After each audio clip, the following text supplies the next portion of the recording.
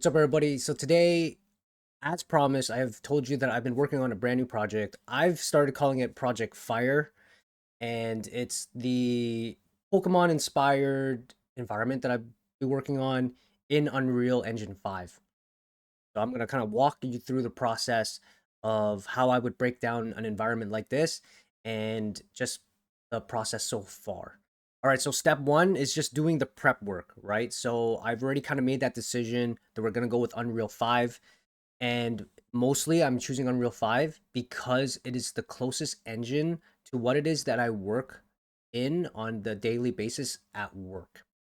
This way, the knowledge that I'm gaining from learning Unreal Engine actually transfers over to like my actual work. Even though I know that this art style is more probably catered towards like Unity. Okay, so the very first thing is I have my reference image, right? Some might get a concept art from your concept team, but I'm taking this reference as my main image that I'll be working toward. So in terms of prep work, right away I need to call out what are the structural things that I'm gonna need to build. So very first thing is you need floors, you need walls, right? And then right away I call out that I'm going to need some stairs. So I'm gonna need a floor that's gonna have like a hole in it where I can put stairs in. And then I think early on I was wondering maybe I can have like a half wall. So I did experiment with creating a half wall and I called that out here. In the end, you'll see what ends up happening with that half wall. I even played around with this little window here. And in Unreal, they actually had in the starter content, it had a window wall. So I just kind of threw it in there to see how it looked like. So after the structural pieces that I had identified that I'd need, I went on to identify what materials and textures I would need for the environment. So tileable textures and materials is what I'm trying to call out here. So right away I called out, I'll need this kind of like wall texture, and I'm gonna need this floor texture. And then lastly, I went on to start listing out assets, like props that I'm gonna need to fill out this space. So something that I learned early on from my directors and my leads was you need to start big, big to small. So go with the big stuff first, tackle the big stuff, then worry about the medium sized things, and then do the little things. Okay. So that kind of mindset has been with me ever since. I kind of got that drilled into me. And that's why you're kind of seeing, okay, this is why I'm looking at structural things first, because that makes up your environment.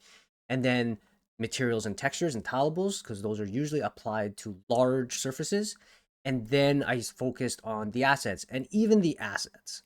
Honestly, you know, you should be focusing on the big assets first. So like this bed and this shelf, those are the ones that you want to kind of get in there right away.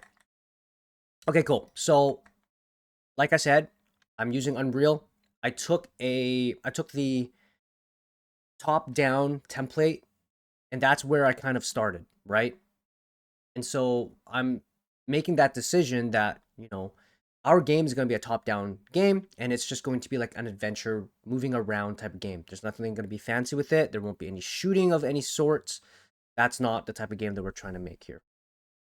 And then quickly, I just to block things out to make sure that I like the scale of things, I use the starter content in Unreal and I went into the architecture and I use what they had there to quickly block out this room.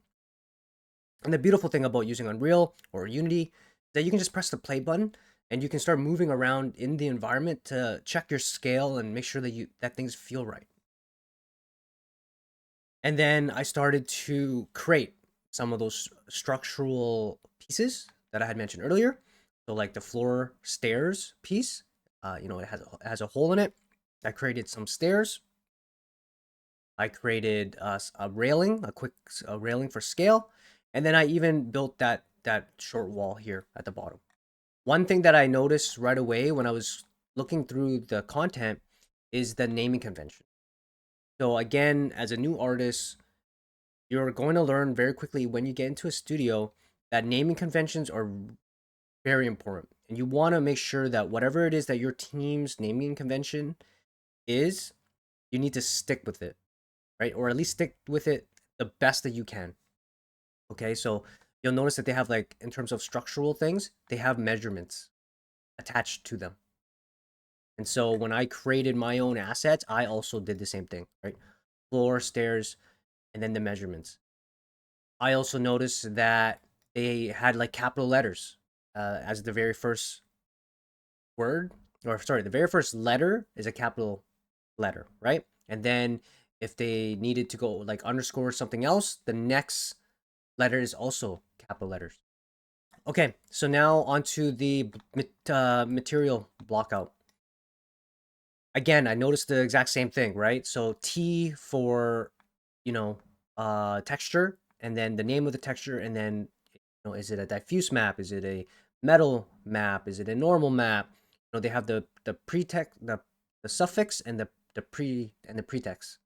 So here are just like some quick references of like what it is that I plan to do as the final.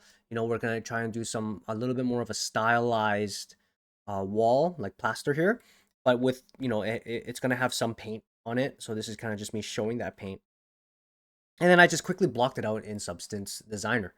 Yeah, so this is just kind of my simple graph for now, just to kind of get something quickly in.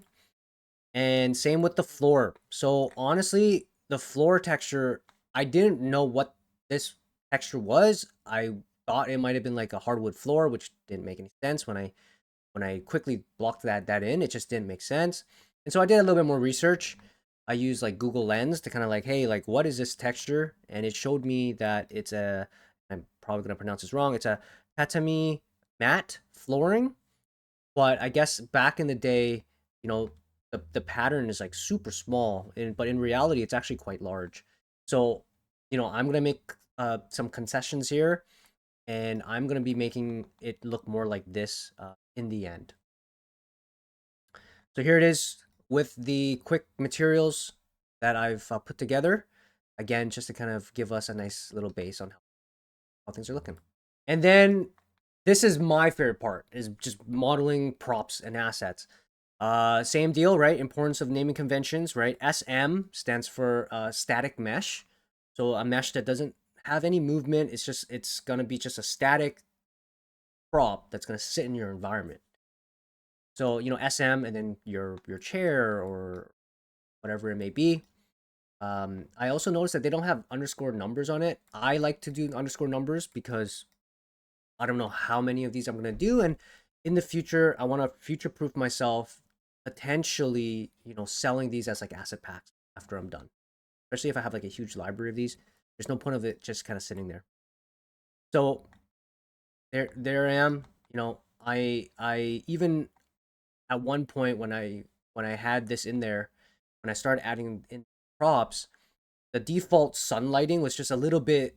It was kind of jarring, and so I even did a quick, you know, 3-point type of lighting setup. Nothing fancy at all. Just a main light that I put that I would assume is in the room and would be like a hanging light bulb or like a light bulb on the roof or something like that, right over top of our player here. And then some fill lights. So I have like one fill light to kind of help because it was causing really dark shadows when I had just that one light here. So I have a light shooting over this way to kind of help fill that, and then another light shooting the opposite direction to kind of help fill in the gaps. And I didn't have it just like a yellow like my main light. I had it a slight blue hue and a slight like orange pink hue. So yeah, so I just started cranking away at blocking out the assets. And what's super important is the scale. There were many times that I would create like an asset, throw it the into the engine, and I'd be like, okay, well that bed just looks too skinny, and so I would like scale it differently so that it just felt nice. Same with like the bookshelf and all that stuff. And so now currently the the scene as of last night looks like this. The only thing that I'm missing now from my asset list, like see here, is I'm just missing that Switch 2 console.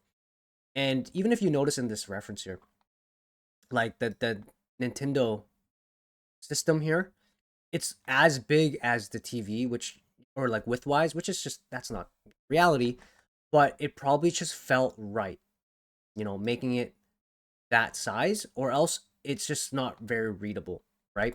So I'll give you an example here. So right now, the keyboard and the mouse looks pretty like realistic at the moment. I am tempted to enlarge that mouse a little bit more so that it just reads nicer.